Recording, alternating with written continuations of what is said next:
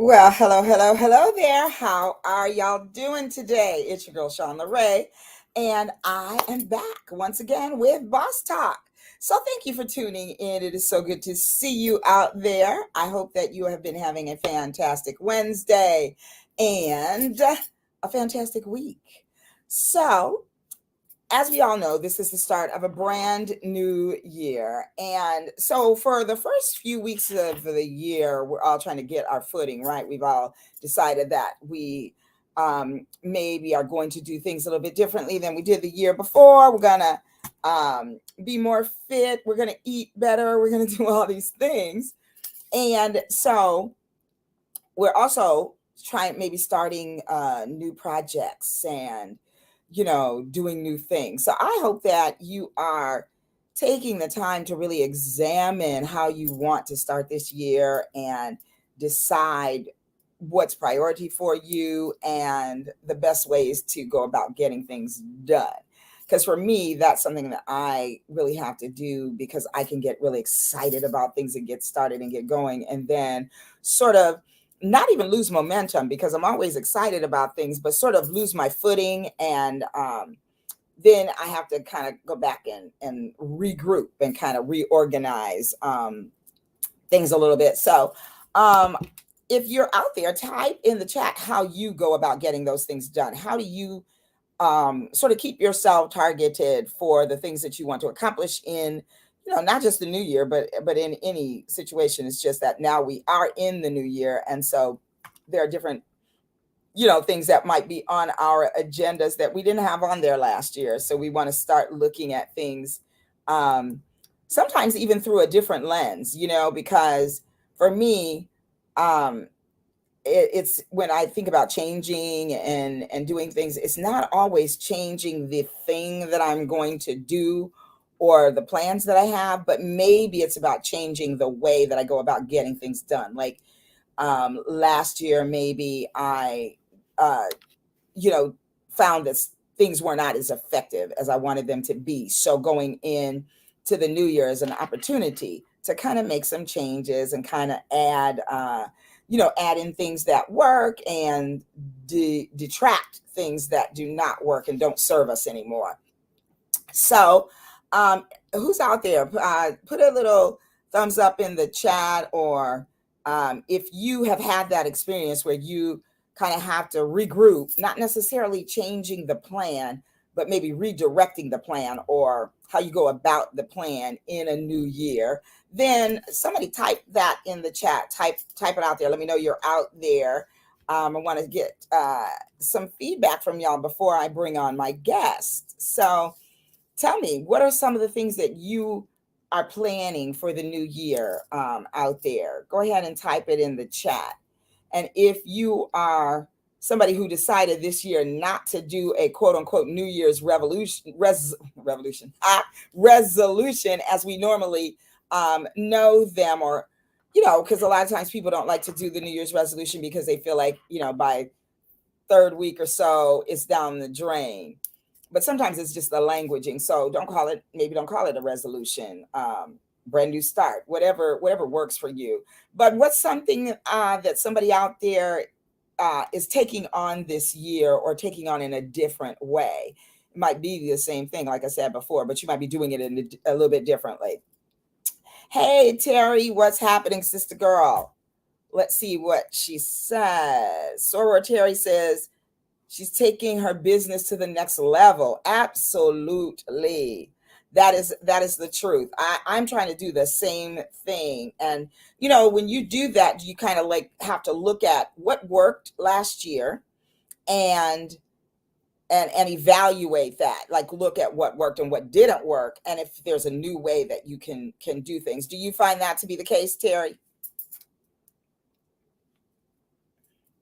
Because I know for me, efficiency is the thing that I'm going after this year. I want things to be done more efficiently. I want to be operating like a well-oiled machine. That's how I want my business to operate this year, like a well-oiled machine.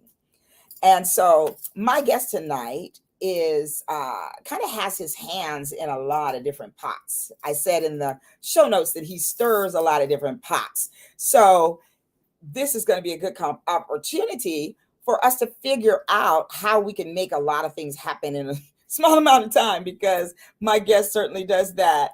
Hey, Kimblin, welcome to Boss Talk. Let's see. Blessed to enter the new year. My focus, as always, is family, my relationship with God, and doing whatever I can to make a difference in a person's life. Ooh, I love that, Soror Kimblin Brown. And Soror Kimblin, please meet Sorors Terry Mann and Rhonda James. These two sorors pledged your girl here. So, so say hello to them. I met Kimblin at A Player's Gotta Play over at the I think it's MKM Studios, Dance Studios. So shout out to Eartha and Martin as well. Shout out to Wayne Lindsay. And so this looks like a soror's party tonight. I love it. I love it. Good evening, Soror Rhonda.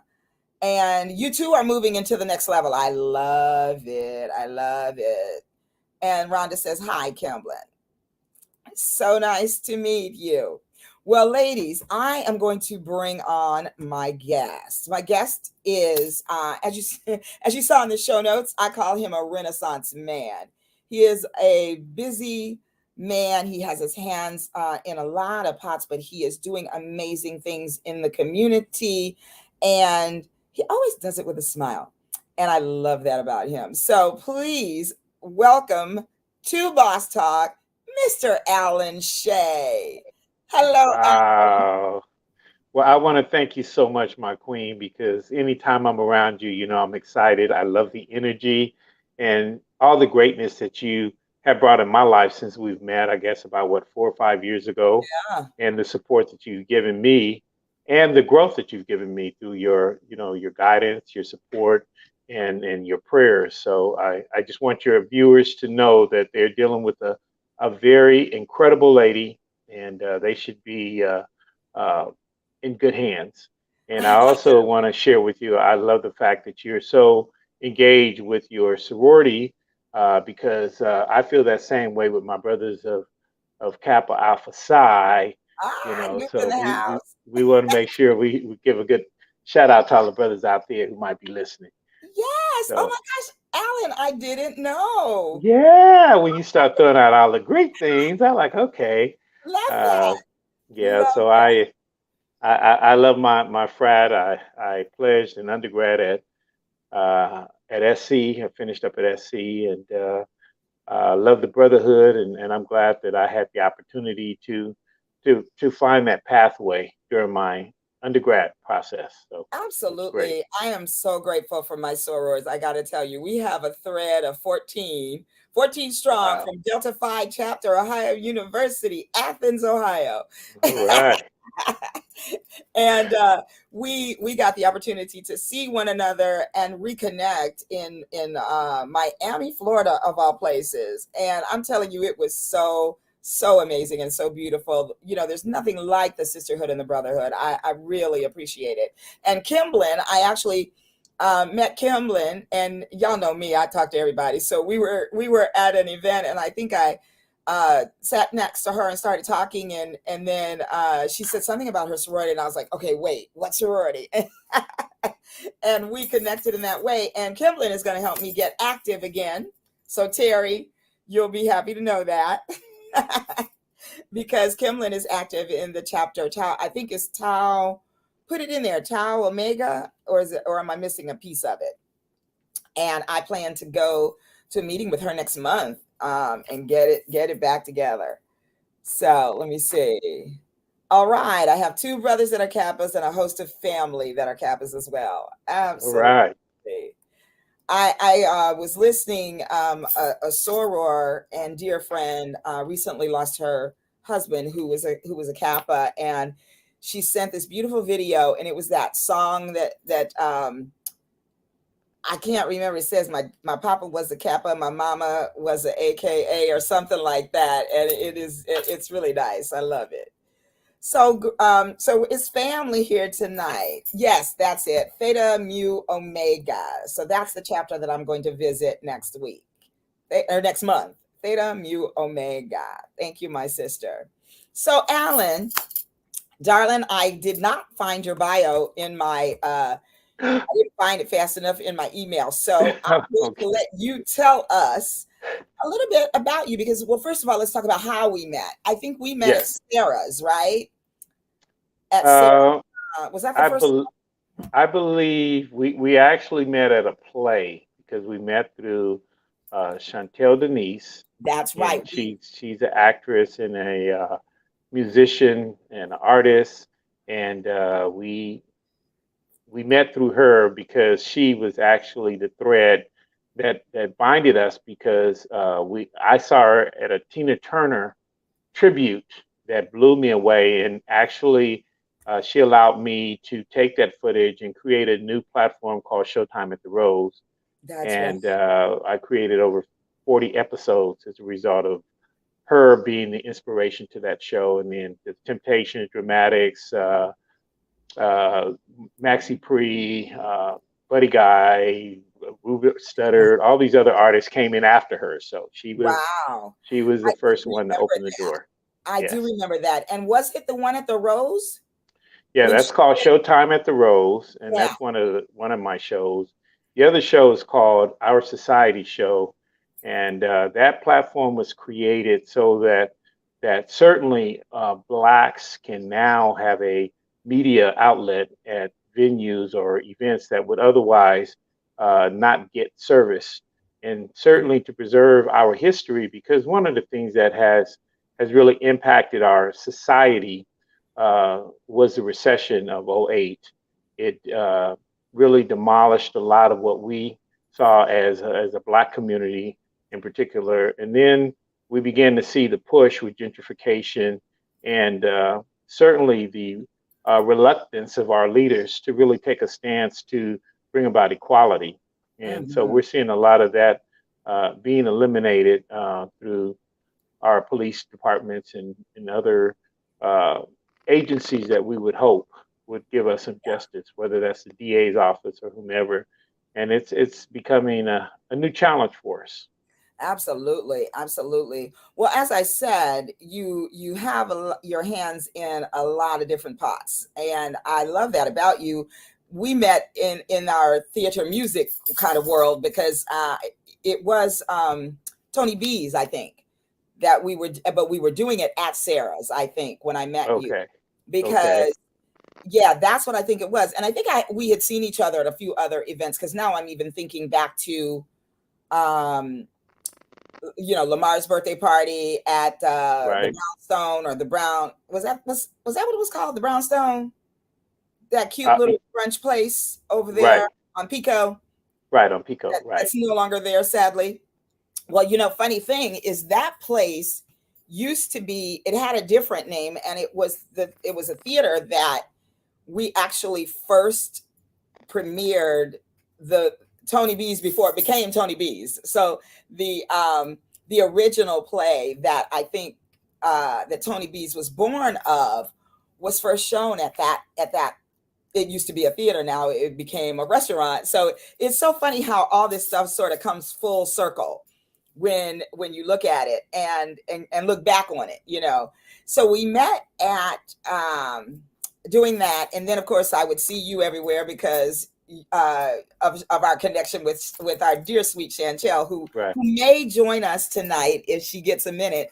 She has a Right. gig tonight, but she's going to try to pop in because I do want to just you know give her a little love. Re her having won the pageant and all in Yes. there, but we'll talk And more it, about that in a few minutes. okay. But All okay, right. so we met in this musical setting, and I think you were. I don't know if you were videotaping that night because I think I learned that you did that later. Uh, Right. After that, and then here, semi recently, pandemic recently, Right. most of our connection had been through music and theater and the arts. And then I got a call from you about being on a panel Correct. for a thing that you were doing. So why don't you tell the boss talkers about that? Sure. So just to kind of give you a little bit of a background, just so you can see how that evolved, I am the eighth of 13 siblings from a single parent from Jackson, Mississippi. And one of the things she instilled in us was a sense of commitment, consistency, and community. As it relates to women, I treat all my female friends like queens, and I'm sure Yes, we do. Sean LeRae will attest to that, because it's really a privilege to know that we have somebody who can give us love that we can't get, or we should receive. I'll put it in this day and age, we can get almost anything from anybody, but certainly from the Bible, I should say, Yeah. we should be engaging in a good, healthy interaction with the opposite sex, and so I was raised by a single parent who taught me extensive values. And I really admired that my mom was strong in that sense. She was also entrepreneur. We own a restaurant in Altadena called the Little Red Hen. We're the oldest Black-owned business in Altadena, and we'll be celebrating our 50th anniversary in June. So it was very interesting growing up when I grew up, because we were bringing in integration, busing, and an understanding of how to make a community work. We had Black businesses on almost every corner around our area neighborhood, and we were able to see how we can prosper as Black people. And that really influenced me to a point where my life became a commitment of service as a result of it. And I was determined to get my college education, which I did, my law school education, which I did, my licenses that were needed to carry me through life, which I started a consulting firm right out of college. As soon as I finished SC, I started a business and started to develop that, then went to law school. Once I got through law school, I went and got my brokerage license, got into development, real estate, and I was representing people from the IRS, doing a lot of, great things that were business. So I never thought I was creative. And Really? yeah, it was never something that was in my book of things to do. And it came by way of two ways, and I'm really proud of how our system works, because if you have faith and you step out on faith, things will come your way. When you try and over analyze, and you putting too much on it, you usually have some interesting outcomes. But Yeah, you can kind of because get in your way, right? You can get in right. your way. Yeah, Right. But absolutely. when my first endeavor with media came about, was actually a book series that I started in '09 as a result of my pastor giving a sermon on the power of number 8 in the Bible. Mm, And he gave a sermon on that, and he said, you have to know what number 7 represents and number 9 in order to understand the full effect of number 8 in the Bible. And he used an analogy of Barack Obama, who was elected in '08. He was the 44th president age. His birthday's in August 8, and he went down this analysis using that. And then he kind of stopped the sermon, and I was like, why did God have me in church to listen to that? So 2 months later, I'm working with Randy Jackson. We were trying to get Michael Jackson a property because he was renting his mansion. And so we were trying to, work with that, and he was busy in his schedule. And then 2 months, or I should say, 2 months after that, Michael dies in June. So every 2 months, there was something happening that was wow. dealing with 8, 9s, and 7s. So then 2 months after that, which was August, and this is what really put the fire, and it just got me started in this direction with a book was on August 29th of 2009. The funeral service of Ted Kennedy was taking place with Barack Obama giving the eulogy. August 29th is Michael Jackson's birthday. I was going to say, yeah. And so all of this is going on, and I'm also a history buff. So I was able to really appreciate what that moment was bringing to me. And after I finished watching the service of Ted Kennedy, I sat down and started writing a book that I had never written. And I took about 3 months away from my business just to focus and learn how to write and do that. And I ended up writing a book series called New Beginning, the first year in office. And my objective was to write a book every year while Barack was in office, because Barack he lived here in Pasadena, and we actually met back when he was at Oxy. So, we had all these cross paths, and then the dynamic of the book was to show the parallel of two icons, Barack Obama and Michael Jackson, which was primarily the same age, from the same generation, but they had never met. And yet one man was coming into his prominence and another one was going out. Wow. And it talks about the passing of the baton. It lays out a very fundamental understanding of history and why history is so important.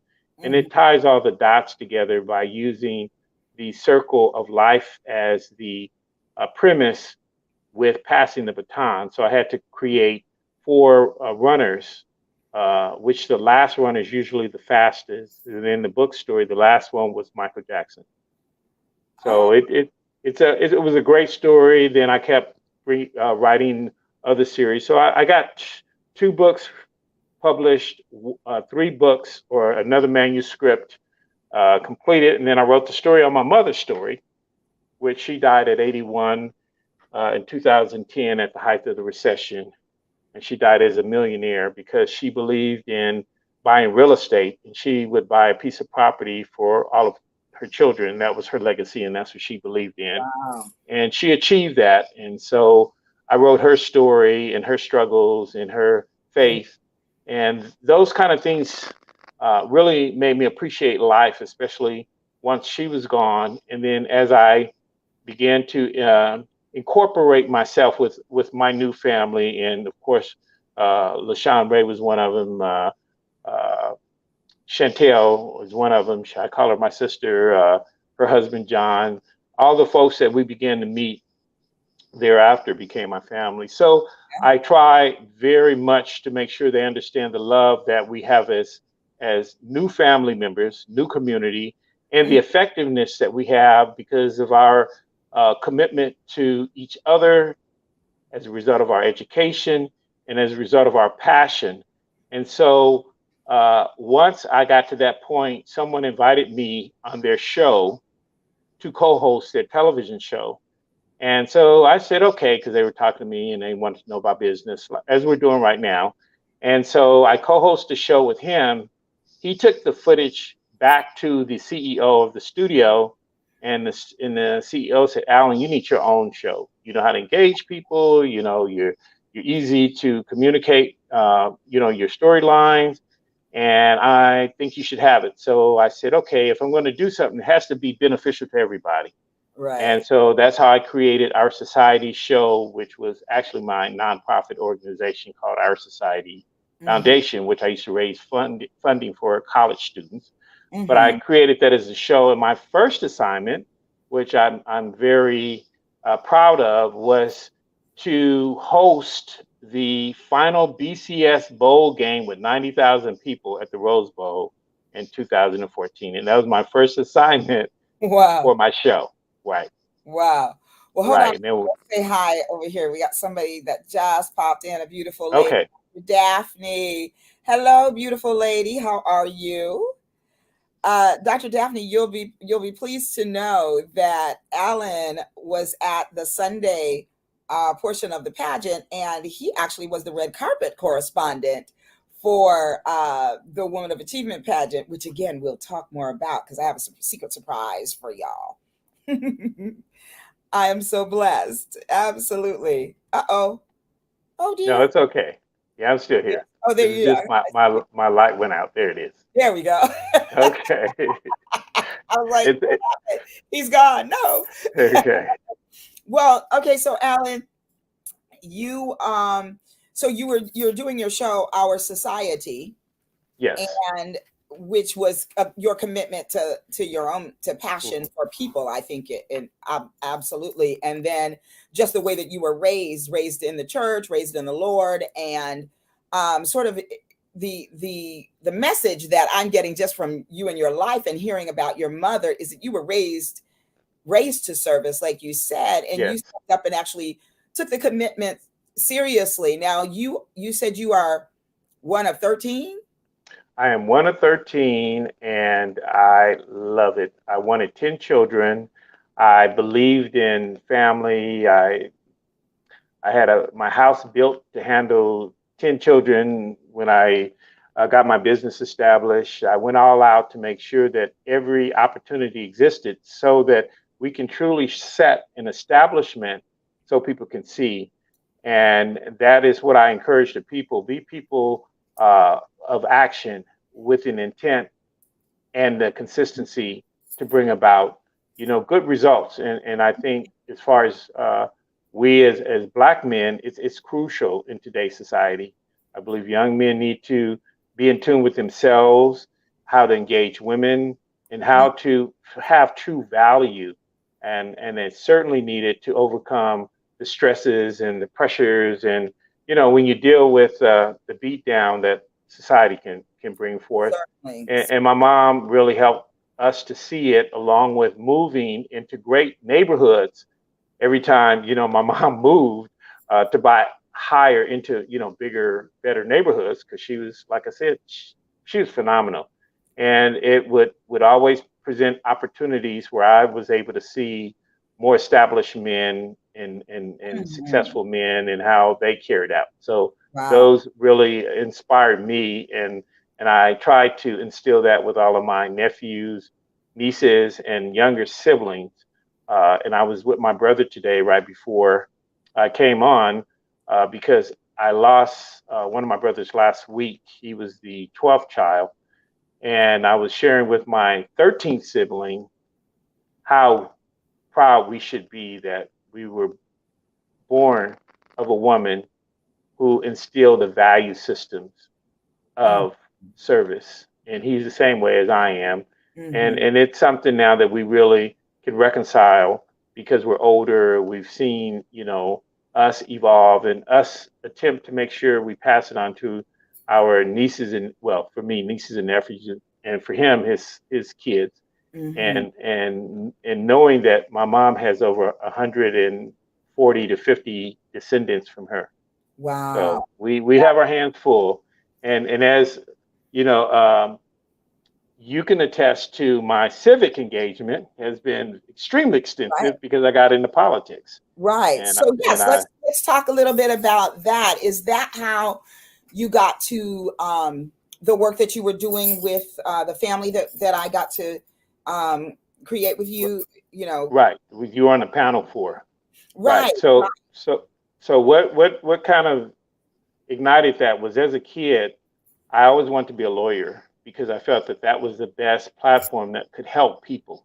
Hmm. And as I, you know, pursued my journey, I realized that that could not be the end all direction. I had to understand community, I had to understand leadership, and I had to understand endurance. That And I say that with the utmost deep breath because politics is no joke. And that was my major in college. I was a political science major with business, me too. and It's political and science. so I wanted to make sure that I understood it because it was very ambivalent in our development and teaching in school because we were taught, blacks are free by Abraham Lincoln. We never was really given any real sense of purpose. We were always kind of like this collateral uh, group of people here in America. Sure, And we weren't given the truth, honestly. right, exactly. So once I got into law school and started learning, especially constitutional law and how everything was really applicable to us, I began to see the truth in how these lies and everything else, and then I began to realize how difficult it was. And so I said to myself, I'm going to stay away from politics and just focus on business. So I focused on business probably about at least 20 years or more before I even entertained politics. Because once I committed to it and I knew that I didn't want to just jump in and jump out, I was going to make a real commitment. Um, I did that in my first outing. I ran for city council. Didn't get elected, but I was appointed a commissioner, and then I ran for mayor, and I didn't win that, but I stayed as a commissioner. Then I ran for another city council, and I didn't make that. But in my service as a commissioner for the city of Pasadena, I served for 12 years on a Wow. 3-year term. It was only for 3 years, but they kept extending it because they knew my passion and they saw how much of a fighter I was to adhere to the charter of the city. Mm-hmm. And I felt that that was the best way that I could serve the community that needed someone who would carry out the real effect of what the charter was designed for that group or those residents within our district. Mm-hmm. And I grew from it by seeing 4 Black men murdered by Pasadena police, and there was no way for us to enforce or hold them accountable. And that was where I was learning, oh my God, this is what real politics are about. So one of the things that happened in 2017 was Chris Ballou, a 21-year-old college student, was beaten by the Pasadena police, and it was the first time that body cam cameras were used to capture the incident. Mm-hmm. And in capturing that incident, the chief of police made a determination. And once the chief of police make a determination of they call it an internal investigation, that the officers were justified, then that ends any type of accountability from that level. And it also becomes the template for the DA's office to consider any criminal. Mm.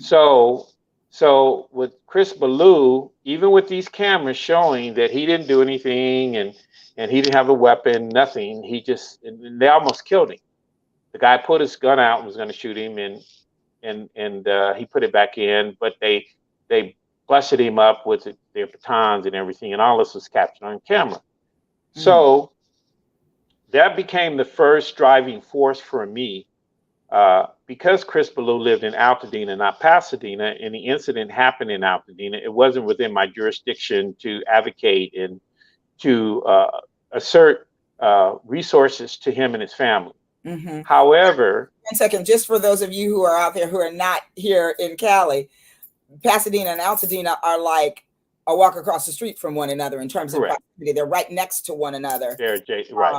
So yet you were so close, but yet so far in this. Correct. Right. Correct. That was the jurisdictional lines were Mm-hmm. broken at the Altadena Pasadena borderline. Mm-hmm. And so once I saw the challenge of what we were up against regarding now how police would dismiss the value of video cameras,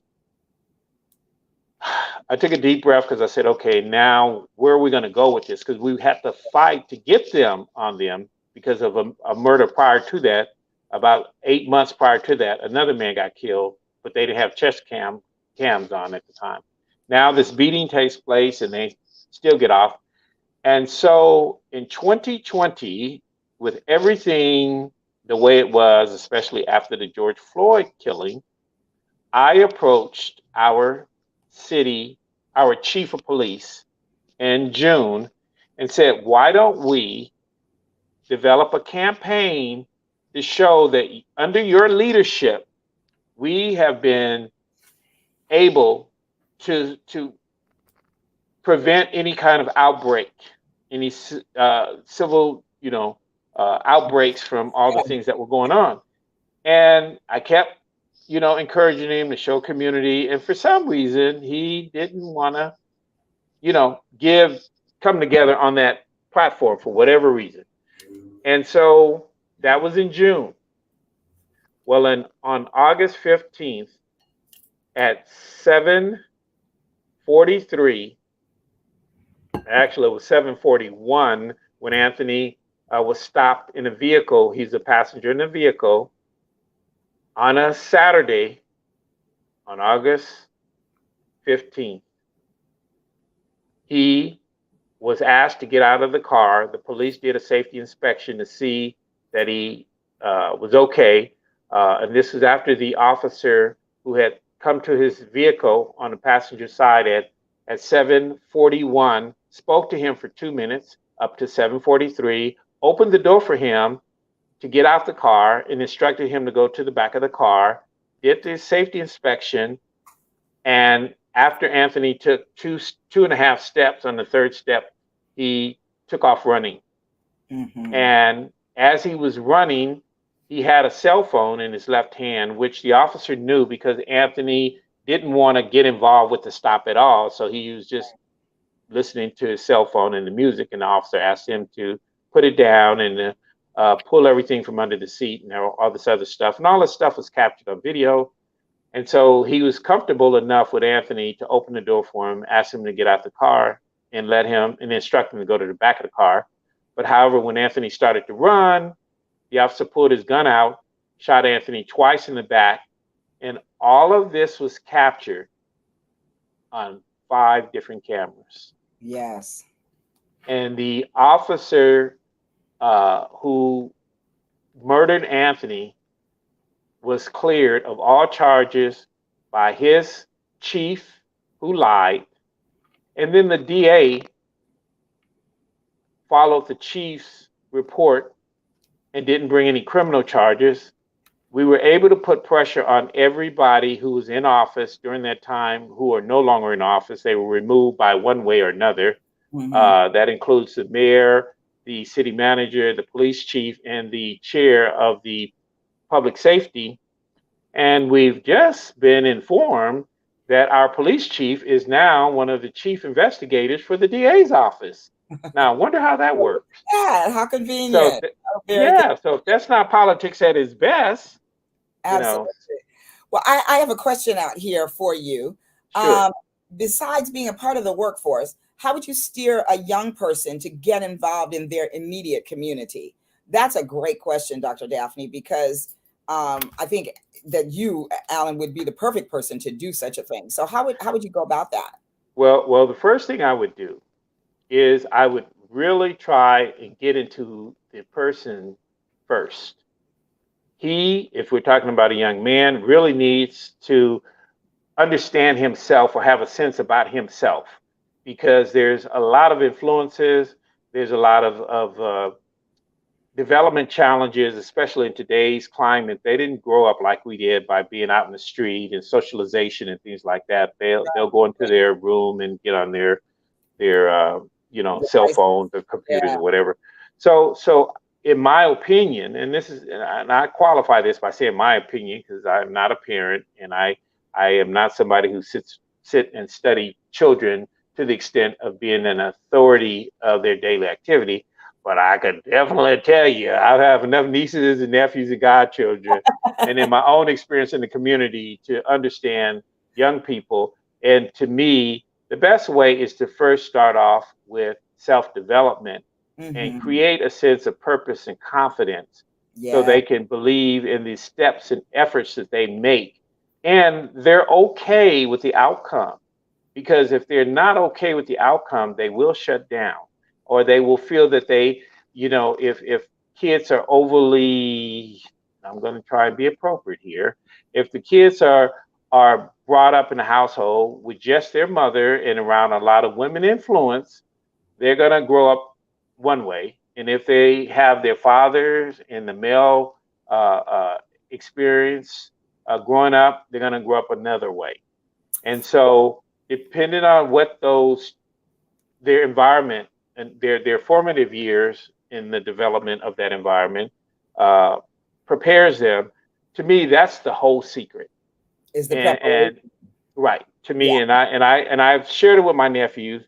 If you were to talk to any one of them, they'll say, my Uncle Alan used to always say, "Is this where you want to be in 10 years? Is this where you want to be in 10 years? Well, then you need to kind of focus and understand yourself so you can be in the life that you want in 10 Mhm. years." So I Yeah. think so. What I'm hearing you say too is that it's all about helping them to have a vision and to Oh, pursue it absolutely. by asking questions, and I think that's really important. Dr. Daphne had a part two, and you almost touched on it because you said, how, would you advise would your advice differ for a young Black American male or female? So is there a difference in how you would advise a young woman, as opposed to a young man?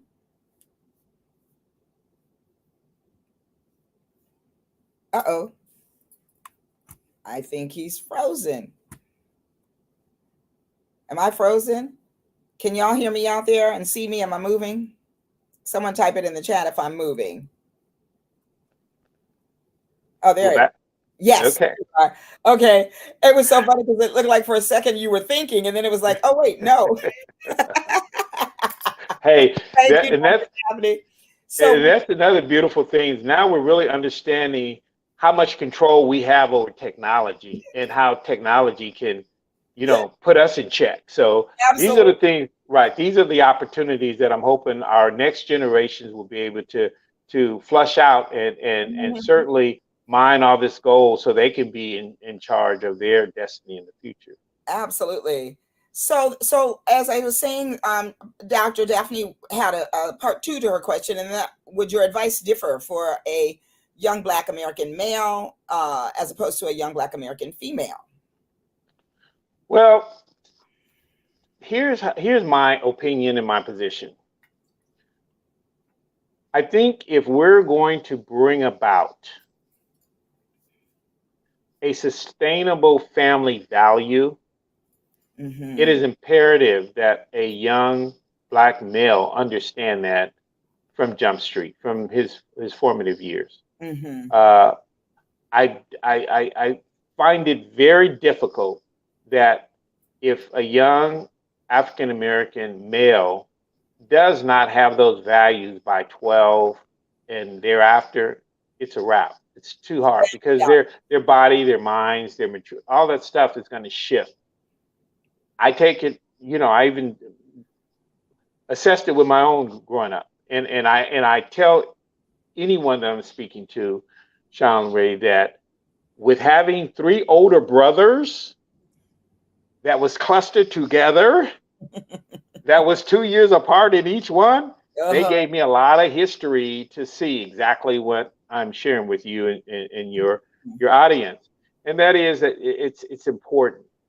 And once that happens, if you have a Black male who really takes pride in the family, takes pride in being a provider, takes pride in the challenge of becoming educated, whatever that may be, trust me, that's going to have added value for the Mm-hmm. whole family as a whole. Right. Uh, so it to me it's so important to try and formulate a real foundation to carry that out going forward because like I said we've lost it certainly in the Black community, and I would estimate at least 3 generations we've lost Mhm. because of what happened in the late 70s, certainly the 80s with the drug infested, and then the 80s to the 90s with gangs and drugs. It just depleted, all the values that was brought in from 1948 to 1968.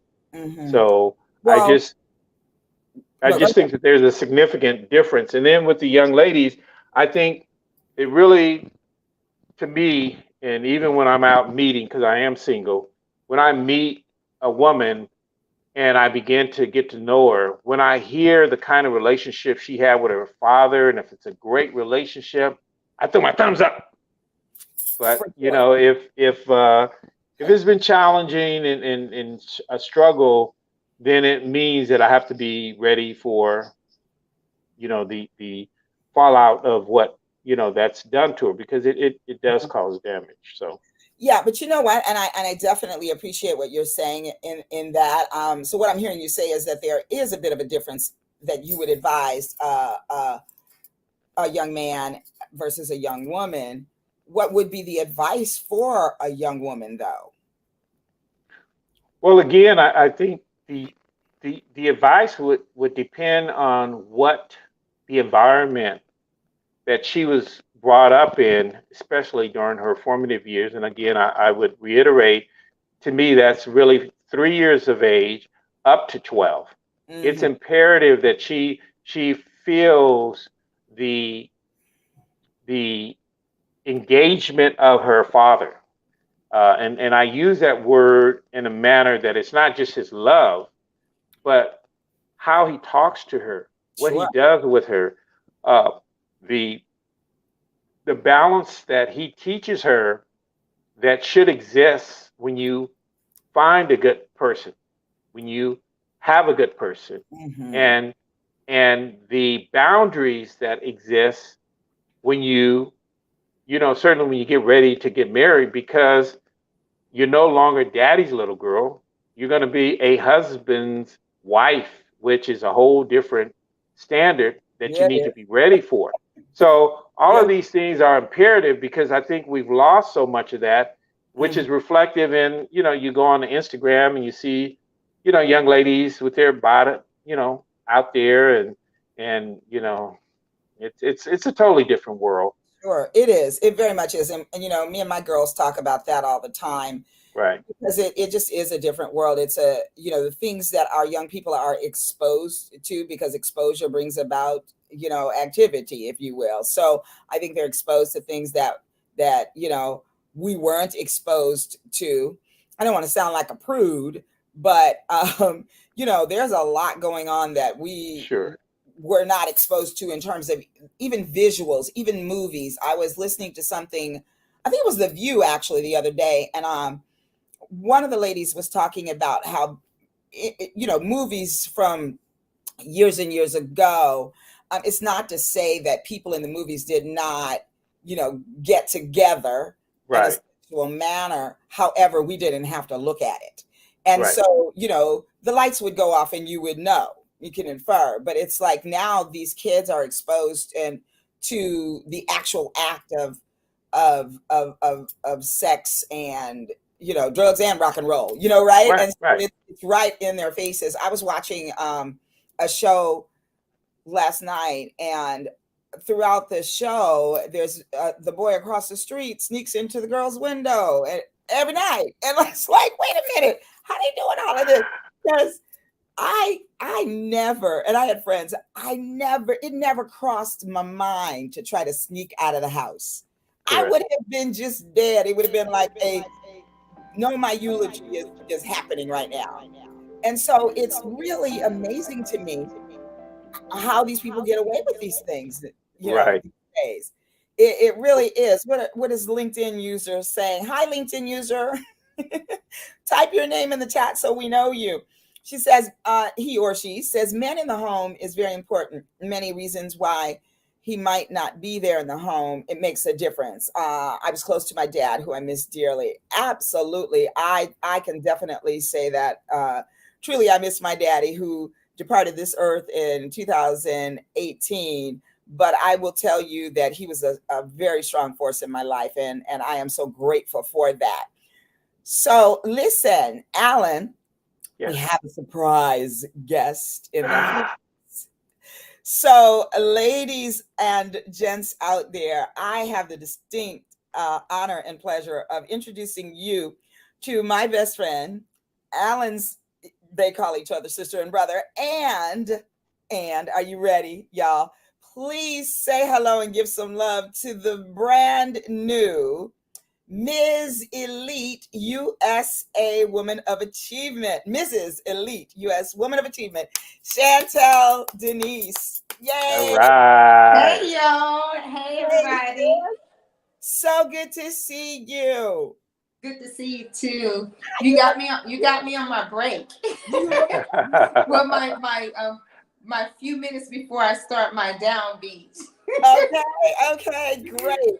I saw Lamar go live a few minutes ago. I was like, uh-oh, is she going to make it in? Well, I Chantel, made it in. thank you so much for coming on, sis. You know, I love you. And I'm excited to see you. Dr. Daphne is on here and she's trying to say something, it looks like, but it's coming up blank. And so I just want to ask you to tell us a little bit about how you're feeling after such an amazing weekend. You had a whirlwind weekend, my sister. Yes. You both know. Hey, Alan. Hey, It's, I was talking to John today, my husband, and I was just telling him how I'm still a little overwhelmed because it's still pretty big news to me. Because I just posted about it today, and I'm just like feeling overjoyed. But one of the things that I wanted to share is that when you ask God for something, be ready for Him to do what you've asked. Do what You he gonna know, do. Uh-huh. because I prayed about this. I prayed about this journey. I actually even prayed for y'all who are watching. I even prayed to win. That's I prayed right. for that, So He answered a prayer. And listen, we're gonna give him all the credit and the glory, but he sure put some pep in your step, my sister, because you were working that stage. It was such a joy. It was such a joy to watch you, and I just want to commend you for answering the call. Because Mm. for those of you all who don't know, I'm the one that talked her into doing this. She was like, and then she said yes. And I think it was, God gave you the answer. He gave you the answer. And He then did. He did. your obedience. Yeah. Thank you. Absolutely. Oh, GT says, hello, my two beauty queen sisters. Yes, indeed. Hello, hello. Hello. Doesn't she look beautiful with her crown and sash, Miss Gigi? Look at her. Look at her. And she's always sparkling like me. Well, my show tonight is disco. So, I had to come with all the sparkly. So you had to bring it. Yep. We have we're going to be performing like about 4 sets tonight. What? And I'm going to do something special tonight. I'm going to honor the queens. I'm going to sing I'm Every Woman tonight. Yes. So, well, if there are any queens, because I invited some of the queens onto the show tonight. So if you're out there, ladies, know that you are going to be honored tonight when Chantel Denise takes the stage. And listen, you just like really went out there, because we're talking about I'm Every Woman. You went out there and just went ahead and took that. You just went ahead and made that real. And it's so funny because you are known for that stage. So when I shared with people who weren't there, Chantel Denise won the pageant and all. And one of my friends, Dr. Belinda, said she won the pageant. She said, and they had talent. And she goes, oh, well, I know she won the talent. I was like, yeah. She said, yeah, but that really wasn't fair. In other words, it wasn't fair that, she's gone. Because it was a given that you were going to lay that down, and you just never stopped shining. She said you would talk her into joining your beauty queen realm. That is true. That is true, because this is her beauty queen realm, because she's done all that for years. Yeah, since I was 18. We started at 18. Yeah. Kimblin, thank you for the invite. The Talk Must Run. All right, Soror. See you soon. Thank you for tuning in. Yes, she is beautiful. Absolutely, she is. Thank you. Thank you. I appreciate that. Chantel, can I ask you, what was your favorite, as you reflect, because I know you've been on chill for a few days, and I'm proud of you for taking that time to rejuvenate yourself, because this girl left it all on the stage, as she always does. When Chantel Denise performs, the audience ends up tired. That's funny. You're like, I like that. Well, you know what your daughter said when I said, well, Daphne, do you think you'll do one? And Daphne said, I don't know. I kind of feel like I'm tired already and I'm in the audience. So that's awesome. Hey, Yvette's got a crash. She said bye-bye. Good night, baby. Thank you. She's in Ohio. By the way, her runner-up was Ohio, Mona. So I want you to, as you reflect, can you tell us what was your most let me see, what's the word that I want? What was the moment that stuck with you and that you will cherish out of the experience? There are a lot of great moments. And first of all, I want to tell y'all, by the way, just so y'all know, I am in the ladies' bathroom. Okay? So if you hear a toilet flush or some water running, you guys know I'm in the ladies' room. There's a meeting in the ladies' room. One of the I love it. That I absolutely love, that I thought was pretty amazing, that I will always remember and cherish, was this pageant really wasn't so much about the competition, but about the relationships, the sisterhood that was forging. And I'm going to go here right now because I think this needs to be known. There were Blacks, Asians, Latinos, whites. We came together. Okay? We came together, y'all. And for me, I'm one of those people, like, I love unity. It's very important to me. And to see these ladies work together for a common cause, to represent themselves, because we're all representing ourselves. If you represent yourself, there's really no competition, right? Right. If you're focused on the competition, you're spending less time representing yourself. That's and right. So I think that was the most beautiful part for me, that I will always cherish and remember, because my last pageant that I did, it wasn't like that. There was too much competition, emotional, spiritually, physically, and mentally. And it didn't serve any of us. And so I came into this pageant with a different mindset, and God blessed me. He showed me what a pageant should look like. So Woman of Achievement did their thing. I thank Marlena Martin, because what she's put together, I don't know if she even realized this global thing that's actually happening with these races uniting. I don't know if she realizes that, but that's what I grabbed from that. Yeah. I think she does, because I've known Marlena for years, and she came up to me and she tapped me and she said, "Look at all the diversity in the pageant tonight." When I was in the pageant and when I won, there were not, I think I was one of I was probably one of two, maybe, if there were any other Black girls that I competed against. I'm not even sure. I kind of feel like that's been moi. Yeah, she had a lot this time. Come a long way. I'm so proud of Marlena and what she's doing. And even in the, my views throughout the weekend of hanging with y'all, I really could see the love that you all had for one another. It was genuine, and the women were all just so talented and accomplished in their own rights. And the pageant it's the Woman of Achievement pageant system. And I love that as well. I mean, clearly all the women were physically beautiful as well as, but it wasn't just about that. It was about the things that you accomplished and the things that, you were giving back to the community and all of that. Can you tell us a little bit about the platform? Oh, Dr. Daphne said community, not competition. Yes. Ooh, I like that. I like that. Dr. Daphne, my coach, says, let's see, collaboration crushes competition.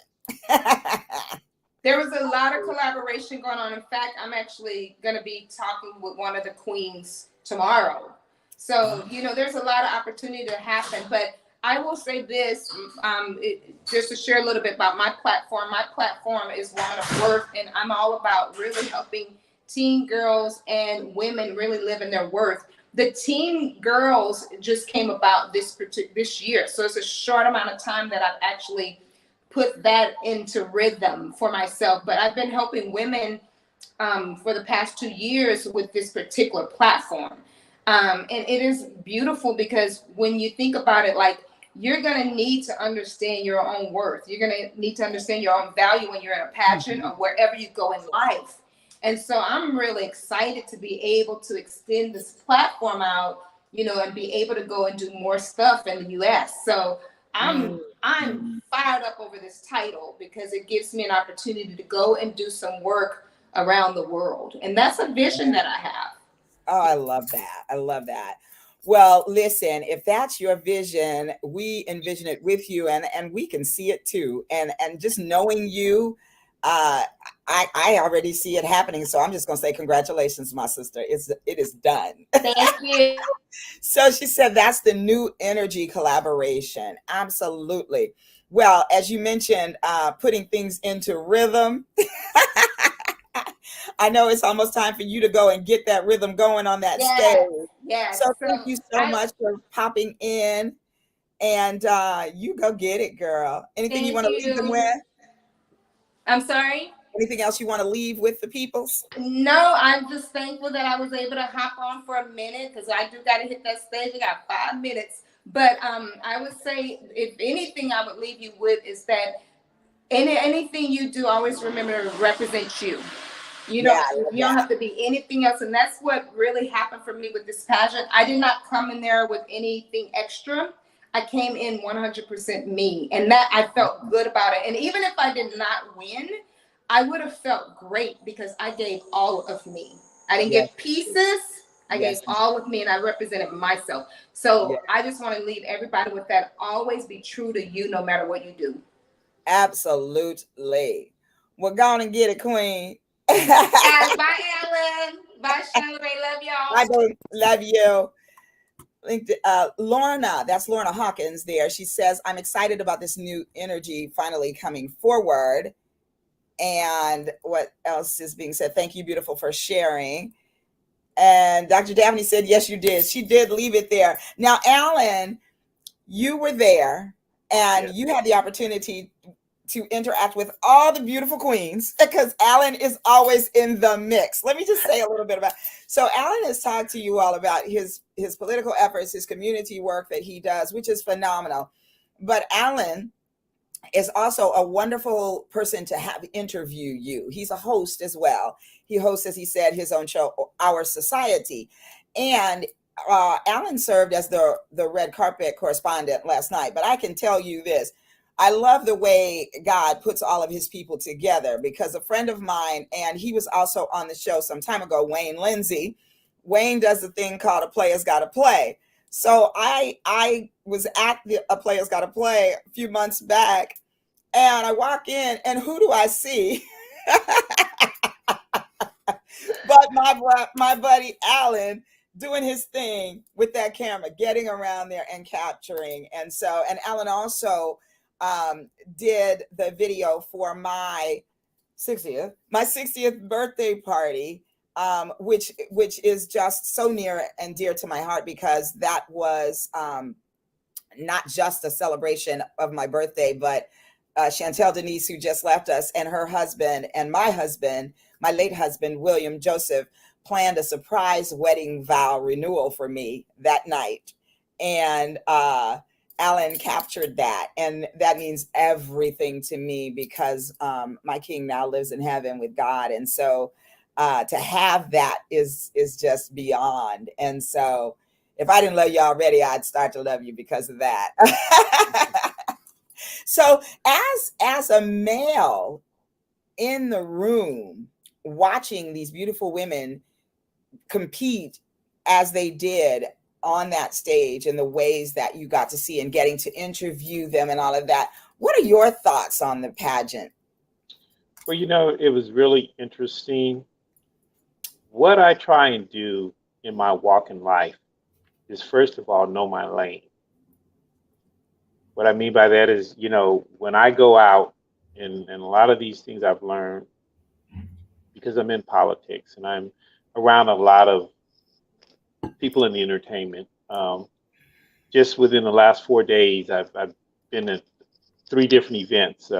We did a surprise party for Mickey Stevenson on Saturday night. And they had Smokey, they had Frida Payne, the Supremes, Earth, Wind, and Fire. I mean, it was just a whole room of just incredible people. And they were all lined up And when I say this, Sean Lorraine, you're going to appreciate it. They were all lined up to get their pictures taken. And I say that because one of the things that I advocate with us as Black people is when you have an opportunity to be captured on film, especially with a camera, you make sure that that truly represents what you feel good about and the best that could be done.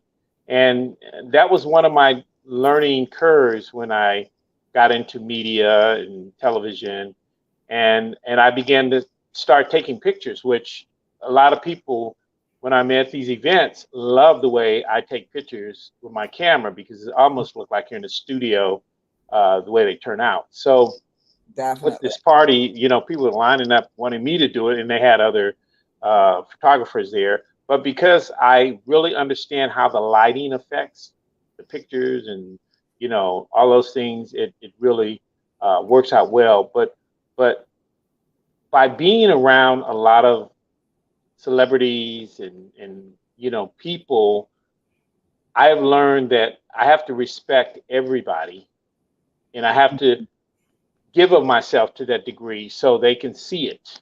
Now, if they decide not to receive it, then I also, you know how to respond to that. But my first thing is to be a giver and to make sure that I'm doing the best I can to serve a person or to engage a person, to do those kinds of things first, because that creates a first impression. And if you have other values or blessings that you can engage in, you would be surprised at the kind of relationships you can build. And again, I learned these as a kid growing up just by seeing the men in the community and what they did and how they exposed me to these particular things that you would never learn unless somebody really exposed it and share it with you. And so that is what I try and do when I'm in a room of anybody. And so at the pageant, I acknowledge myself as the media, and I was the only live media person there. It goes back to why, you know, I created my show. And there was a young lady, and I don't know if you remember this, Sean Ray, but her name was Asia, and she was working with the director, gentleman who was there. And she was supposed to get some interviews and stuff. So I said, well, why don't you share the red carpet with me, get interviews? And I said to her, what I would like for you to do is to get the final interview with the queen of the night. And this is before the pageant even started, you know, and got off the ground. But I said, the queen of the night, who is my sister, and you can get this great story and energy from her at the end with her family. And she didn't quite receive it as such for whatever reason. There could have been, you know, people feeling uncomfortable that I'm extending myself like that. But I do it for everybody. I don't have any expectations out of what, you know, anybody's going to give back to me or whatever. And if I choose to have expectations, I'm going to negotiate it in it, you know, prior to rendering services or anything like that. But most of the times I try and do it because it is the seeding of a relationship. It's the thing that a person is going to base how they remember you, what they think of you, you know. And I believe in that wholeheartedly, and I do it every place I go in all the time. So I did it with everybody there. I got tons of numbers for people who wanted me to create what is called sizzle reels or reels, because one of the things I encourage people who want to have good exposure on social media, get yourself at least one reel about yourself and let people know who you are, especially if you're somebody who's getting into the media or someone who's a professional and want people to be able to pull up something. I say that because if you don't put your best foot forward first in this technology world, especially with the internet, you're going to let somebody else do it, and you may not like what they put out there. And I know this because if you Google my name, you're going to get everything.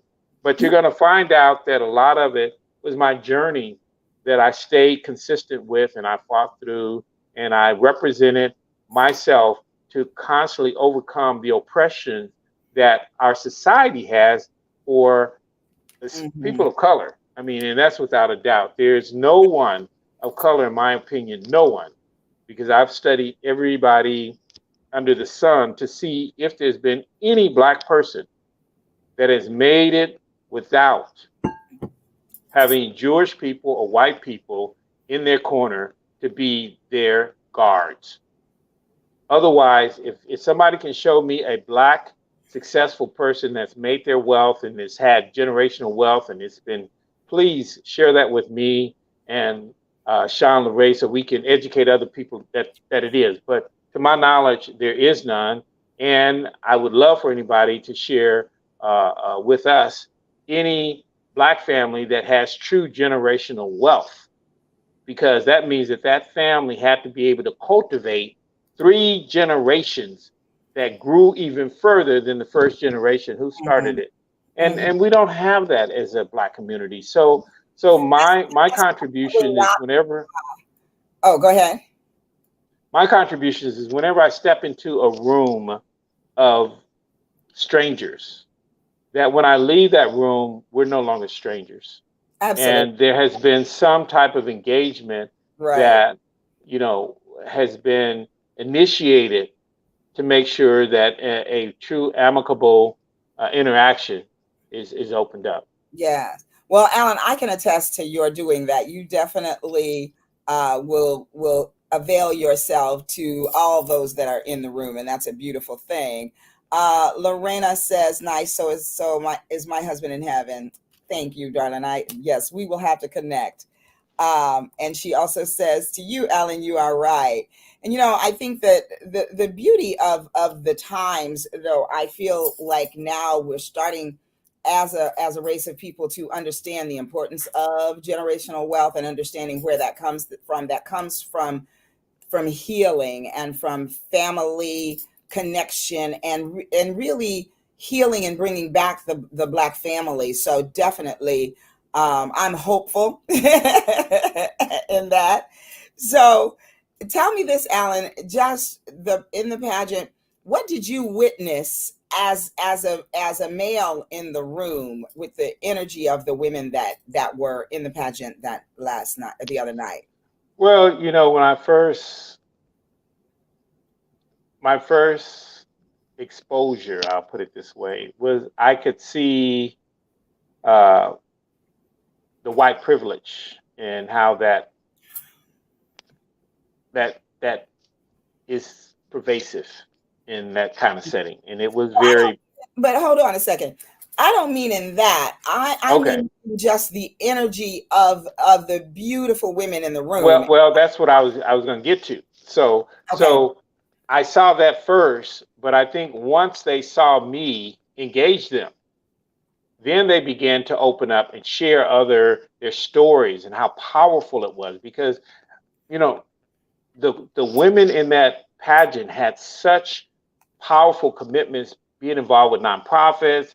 It was powerful. In fact, I was telling Chantel that she can literally take the information that we captured in the interviews and create a consulting firm going forward with how to raise awareness of these pageants and how to prepare women, whether they're young women or more seasoned women, in the journey of being involved, to have more value with life by being of value. And so it opened it up to where by the end of the night, and you remember this, when we got ready to close up, I was literally able to ask Marlena to come over and give this unbelievable interview that just, it just broke me down. It was so powerful. Mm-hmm. But I couldn't get her to do it early on, and that was what I was feeling. Well, early on in the evening, you couldn't get her to do it because she was running around like a chicken with her head cut off, getting over together and doing the pageant. Like I said, her job. I hear you, but I didn't. Like I said, I stayed in my lane and I stayed patient and consistent with wanting to make sure that her presence and her contribution to the recordation of that event is memorialized, and she stood up to the, to the task of making sure she gave a great story that added to what Chantel had contributed, and her children, her daughters gave a profound interview. Her husband, her mother, you. It was just a beautiful, beautiful piece. And once the show is put together, I think it'll open viewers' minds and vision of the possibilities if Absolutely. they have faith and they open themselves up to it. And that is the beauty of the whole thing. I love the idea of possibility. Right. Possibility. Absolutely. That is always a good thing. Well, my brother, we are running out of time. We are actually over time, but I'm always over time, so don't worry about it. Okay. But I really want to thank you. I just love you so much. I appreciate you so much. And I'm so grateful to have had you on here tonight to tell your story. And I've learned some things about you that I didn't know. So I always love that. I always love that. And we'll be doing more things. But Alex, as Absolutely. I said, is the true definition of a Renaissance man, in that he is gifted in so many areas, and he is not one to put his light under a bushel. He allows himself to be availed for all of the things that are his gifts. And I appreciate that about you, my brother. I love that you look out for community first. I want to go back and see if I can put up the comment that you made earlier, because I really, really love that. Love this show. Thanks for sharing. Thank you. And I hope you'll come back. Hit me up on LinkedIn. And if I may close out with uh, a little endorsement of support. One of the most profound movements, platforms, and engagement that I have the good blessings to experience, I came across in 2018. It's called HOPA. Oh my The God. HOPA Awards, The yes. HOPA Awards. The Beautiful. HOPA Awards. And I must give my queen, Tina Weisner, a compliment for her commitment to making this platform continue to breathe, live, and to carry out a journey for everyone that participates in it. No matter how it seemed to be done, it's something I love, because it has brought more opportunities and relationships and possibilities into my life than anything else that I've been a part of in the time I've known her and known of HOPA and what they stand for. And for those of you who are watching the show, I really would encourage that you look it up. It's again HAPAWARDS. You can go to their Instagram page or their website. We really need to support them, because they have a very, very broad base of really Black excellence. Now, And spell it for me again? It's HAPAWARDS, which stands for Hollywood African Prestigious Award. And is it two words? No, it's one word. All right. One word. I got it. And right. you can Google it.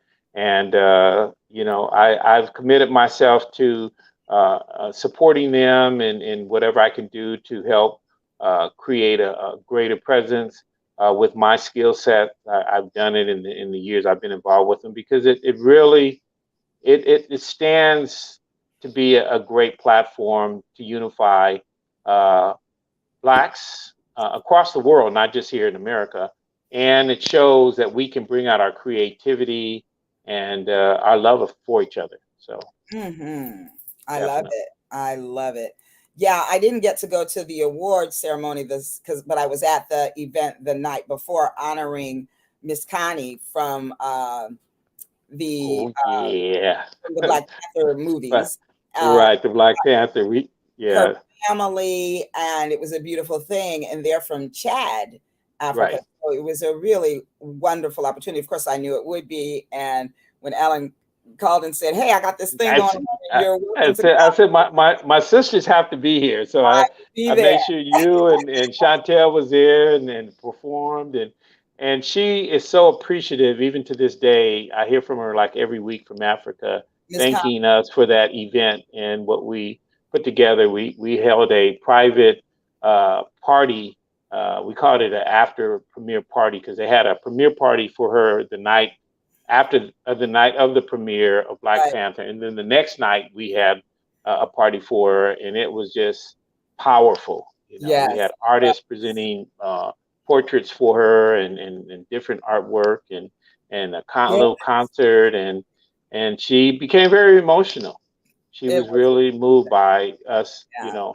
And her giving her son and that daughter kind of being love. there was also beautiful to get to meet them and just Yes, other African dignitaries. And I love the idea of merging and connecting, uh, right. American Blacks with our African, brothers and sisters. I love that. And Hello, again, Lima. that came from Hoppa. That was because of that Hoppa family connection Right, that we were right. able to bring about that type of event that's powerful. I mean, you know I get more responses from the interview because I Mm, don't know if you have seen the video of me and her on the red carpet during the Hoppa, yeah, but she was so humble and engaging because of that night yeah. that she basically adopted me, so I call her Mama Connie now. I love it. I love it. She's a sweetheart. Well, I want to at some point get over there, and Chad would be a good place for me to go and get the chance to speak my French. Yes. And that was also a fun thing to be able to speak a little French with the ladies. Hello there. Is that Nefertina? I think it is. Welcome to Boss Talk. Nice to meet you, or to see you. I'm sorry, to see you on here. The marriage CEOs. Ooh, I like that. I want to know some more. I want to know some more about that. Well, once again, Alan, I love you, brother. Thank you so much. Thank you for all that you do for the community and the world. Gwen said something back here, and I don't know if I got to put it up, but I think it was in response to this. And I just want to just finalize with this commitment that your mother, you said, gave to you, and she taught you the 3 C's, which is commitment, consistency, and community. And you live that out every single day, and we Every day. appreciate that and love you for that. So, And just to confirm, so we're at 148 days of advocacy for Anthony McClain. Every day I post on social media mhm, about being held accountable if we're going to ever have equality. And unless the Pasadena Police Department failed to do that, they basically legalized lynching of Black people wow. because there has to be accountability at Mm, every level. And if we were working in corporate America and we didn't comply with policies and rules and things, they'd get rid of us in a minute. So it should work across the board. yeah, it absolutely. And again, your commitment to it, your flashlight on it, willingness to shine light on it is a beautiful thing. So definitely appreciate that. If you put together another panel, I am there for you, my brother. Well, Whatever you thank do, I am there for you. thank you.